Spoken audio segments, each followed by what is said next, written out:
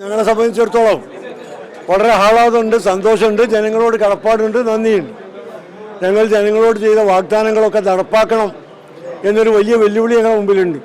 കാലിയായ ഒരു ഖജനാവിലേക്കാണ് ഞങ്ങൾ ഭരണത്തിന് ചെല്ലുന്നത്.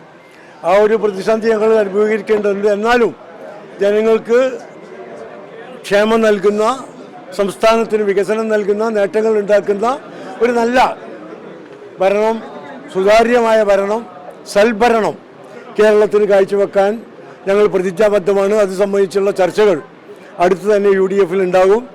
ഞങ്ങൾക്ക് ഏറ്റവും പ്രധാനപ്പെട്ട് പറയാനുള്ളത് ഞങ്ങളെ ജയിപ്പിച്ച ജനങ്ങളോടുള്ള നന്ദിയാണ്, കൃതജ്ഞതയാണ്.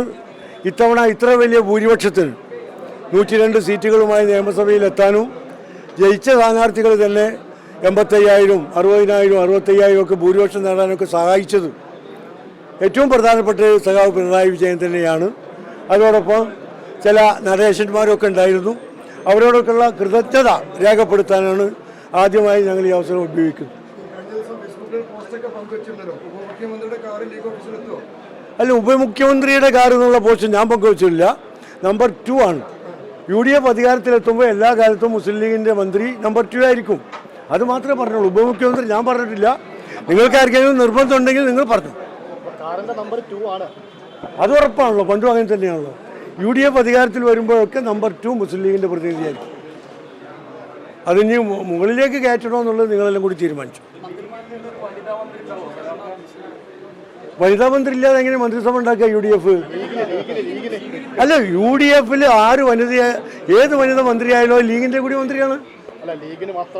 ലീഗിന് മാത്രമായി മുഖ്യമന്ത്രി ഇല്ല, ഉപമുഖ്യമന്ത്രി ഇല്ല, മന്ത്രിമാരും ഇല്ല, വനിതയില്ല, ദളിതും ഇല്ല, ഒന്നുമില്ല. ഇനി അല്ല UDF ആയിട്ട് മാത്രമേ ഞങ്ങൾ ചിന്തിക്കൂ. അല്ല, ഞങ്ങൾ UDF ആയിട്ട് ഇനി ചിന്തിക്കൂ, വിഭാഗീയമായി ചിന്തിക്കാൻ പാടില്ല. ഞങ്ങൾ നോക്കട്ടെ, 8ഓ 10ഓ കിട്ടുവാണെങ്കിൽ അതും ഞങ്ങൾ സ്വീകരിക്കും, കുഴപ്പമൊന്നുമില്ല. അത്തരം കാര്യങ്ങളിലേക്കൊന്നും നമ്മൾ ചർച്ച പോയിട്ടില്ല. ഇന്നലെ റിസൾട്ട് വന്നു, ഇന്ന് ഞങ്ങൾ അതിൻ്റെ ആലസ്യത്തിലാണ്. ഈ ചർച്ചകളൊക്കെ നടക്കും. കുഞ്ഞാലി സാഹിബും തങ്ങളോട് പറഞ്ഞല്ലോ, കോൺഗ്രസ് UDF-ന് നേതൃത്വം നൽകുന്ന കക്ഷി അതിന് മുൻകൈ എടുക്കും, വിവിധ ഘടകകക്ഷികളുമായി സംസാരിക്കും, അതിൽ തീരുമാനം ഉണ്ടാവും.